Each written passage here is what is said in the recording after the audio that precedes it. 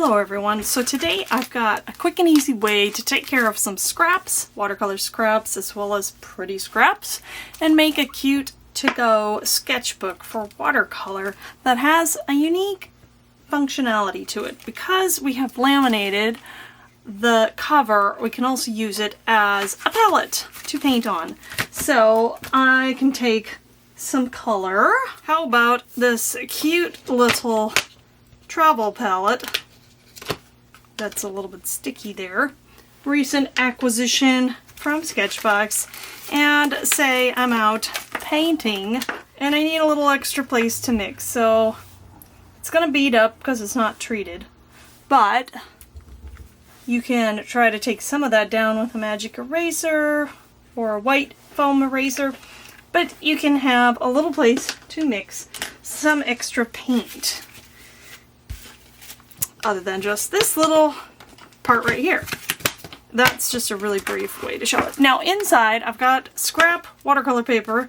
Now these first pages are from the Sketchbook signature cold press that I got in a Sketchbox, and pretty much most of these came from Sketchbox, and I just took this little inner sheet and kept it in here just so I know which paper was next. So this was an old one from Sketchbox, Rembrandt, and then I have some Legion cold press, and this one I wrote just on here in pencil because it's a fluid 100 hot press, because I didn't include the label there, but that can, you know, if you don't want that anymore, you can just tear it right out. But I thought I'd give myself that information, and I've got just a clip on here to hold these down, etc. So this is what we're going to make today. Something very similar. This one here, the scraps I had used, measure, let me try to do this the right way, 6 1/4 by about 4 1/4, which is probably as big. I mean, you can make it bigger, but when you're talking mini, that's about as big as you want to get for something mini to take along with you. As always, I recommend making a template first. This is just a scrap piece of printer paper, and it was 6 1/4 by 4 1/4. This one I punched with my Cinch. Today, you can see the circular holes. I'm going to use this. I also have a Zutter Bind It All, and this isn't a tutorial for this machine, but I'm going to use this one today because the one I'm going to do has 6 spots, and this one works pretty well for that. It has a centering feature. I've made a template, of course, for the tutorial. This one today measures 3 5/8, about, no, 3 1/4, sorry, I'm not measuring it perfectly, by 5 1/8. And I'm going to make the pages a little bit smaller on the length and maybe on the side. But this is the cover dimension, and the reason it's that size is because I dug through the scrap bin, and I don't know what I was doing. This, if I remember correctly, was a scrap of Arch watercolor paper. And look at those beautiful, vibrant colors on that paper. I think I was just doing something where you let the colors bleed into it. I don't even know, but this turned out to be a scrap. I could use the backside, but I'm going to use it as the cover of a sketchbook. Isn't that just kind of the perfect little watercolor sketchbook? So the first thing I want to do is laminate, and since I will put a link in the corner of the other video I made of the scrap paper not sketchbook, but booklet that I made, because that's the one with the cinch, and then that's one using laminated, and also this one is just laminated with my laminator. But if you don't have a laminator, it's super easy to do it without, so we're going to use some packing tape today, and because we want that plastic surface so that we can also use this as a painting palette, or a, well, that was silly. But, you know, this is for me, so that is not how it was supposed to go. Why am I always making comedies? And comedies of error. Okay. Maybe just so that you can see, it doesn't have to go perfectly. I was trying to get it on perfectly straight, and then I put it on completely diagonally. But you know what? It's clear packing tape. It's gonna be okay. So, and I think the colorful stuff hides it pretty well on this cover. Maybe we'll make this the back though, huh? So you can kind of go over the edge if you're worried about getting a perfect edge, and then if you stick it down to your surface, it can hold it in place. I'm going to just put one more on top here. It's a little bit overkill, but since I just stuck that on badly, there. And then we can peel this up. This whole side is protected because those are watercolors. If I get it wet, they're going to run. They're going to re-wet. Like they're supposed to. And I lost the edge of this, but on this side, let's try to do this. Actually, you don't even have to do it. You can just get it across there, and then take a bigger scissors, trim that, and we can cut it closer when we're done. If you don't like to see the seam, you'll want to be a little more careful. But this one's going to be the back side, definitely, I think. That's a lot extra. Oh well. This one's getting a lot of extra protection. I'm going to go ahead and do this next one and come on back. Okay, we've got them laminated with packing tape. And I can't even remember which one I did badly. I think it might be this one. But I'm going to decide which way I want it to be. I want this to be the front cover because I like those colors. And then, yeah, that looks alright. That can be the back. And then here is my template. As you can see, it's pretty close to the same size. Okay, I'm lining up my templates. As you can see, it doesn't have to be perfect, just close enough. Hopefully, I don't know if I can punch through all of this all at once. And you can see there's a middle line there. And I think the difference between the Zutter and the Cinch is, I don't get a choice. I have to punch all of these holes. So if I was making something smaller, it would need to not go past where the punch goes, if that makes sense. And let me see if I can do this. Keep my fingers out of there, because that is also where it squishes the O-wire. Okay, moving this aside, let's see how we did. Hey, that doesn't look too bad. Okay, so there's the cover done. Now we need some pages. So what I did was cut these down just a wee bit smaller than my template. Really, you can't even tell. And I'm going to go ahead and do the same thing, which I'm not going to do all of them because I don't think I can, but I might be able to get all of these together. Let's start with that. And try to line this up centered.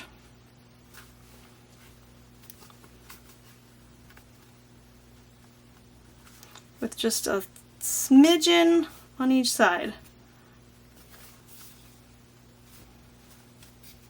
Okay, that looks pretty good. Putting it down, does this show? Oh, it kind of does, maybe. And then oh, that's tough. Okay, whew! It moved a little bit out of frame, but that's about the max that I can punch. And oh look, you can see I got off a bit on there. So that is ugly, but I think it's still gonna work. I need to, let me see here. Yeah, let me try to do a better job with the next one, huh? And so this is just some random paper.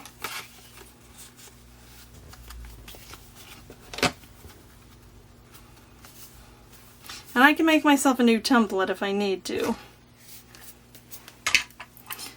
You be the judge. Is it user error or was it easier with the Cinch? I don't know.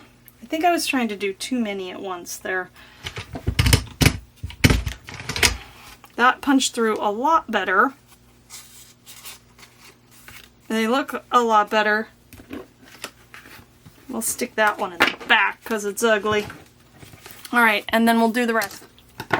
Okay, and there's the last one punched, which looks the best. So I'm gonna stick it in the front. And I have some O-wire here.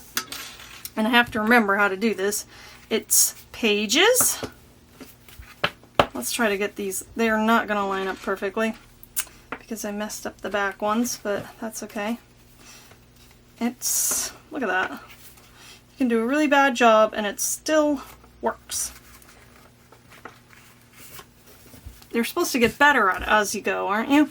Then the cover goes on, looking nice and snazzy, just like that. Then the back cover goes on sort of backwards, like that. And you have a little something like this. And of course, you can also make this with a hole punch and any kind of binding, like twine, which is, something's falling, a little piece of twine you can tie through the hole punch holes, or a binder ring. But this one today, we're going to try the binding system. This Zutter comes with like these little cards. So my O-wire was 1/2 inch. See how it, you can check which size it is. That's kind of nice. And then it's supposed to fit in there, the card. So let's see if that's the right size. And then you have this, I don't know what that's for. Maybe just so you don't change it inadvertently. So let's put the rings in like that and give it a little squish.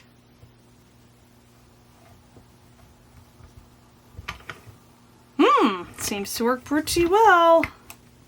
Gonna give it a little more pressure there. And with the other one that I did, I tucked this kind of little end in here, just kind of out of the way so it's not sharp. This one I'm going to trim a bit. Okay, and there, those are tucked in. Now let's see what we got. Oh my goodness, I just love this paper. So you saw, I mean, I'm going to keep all that in there. This was not the greatest tutorial in the world because I made a couple mistakes, but look at this. It looks pretty good. And we will go all the way to the back to show you the bad ones also. But I was kind of doing this fast and furious. I don't know why. And I've got a variety of my extra try-out watercolor papers in a cute little portable format. Here's the really bad one. I punched it too close to the edge. But you know what? I'm not selling this one. If I was going to sell it, I'm going to do a better job. But this is just something anybody can do at home. And guess what else? This is a great way to try out different watercolor papers. Instead of the small ones that are sitting on your shelf, you know, at home, you can bring them with you or stick it in the car in this little format with some watercolors and be ready to go. So another idea I wanted to show you is if you want this not flapping around, I have this elastic trim, which is a great way to use it as a closure. So I made this smaller one and I toyed with a different idea of putting an eyelet. If I do the eyelet, I think I would move it higher up. And I did punch eyelets in here, but look, it only covers the very end. So, that was kind of a fail. It's very cute. I might just take these out, leave the eyelets in. In fact, I could do that right now.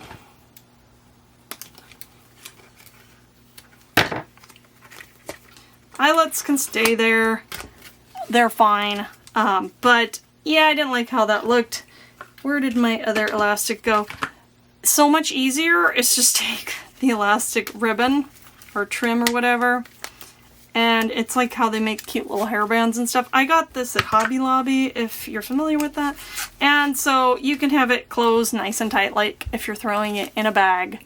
Otherwise it can just pretty much sit like that. But look at this cute scrap I had, and then these are even smaller pages. Now I guess if you wanted to really use this, you could take a tinier scrap of elastic or like a ribbon and put a little loop here to hold, say, this isn't a very good paper towel, but if you have a small little rag, ooh, Oh my, it's very dirty.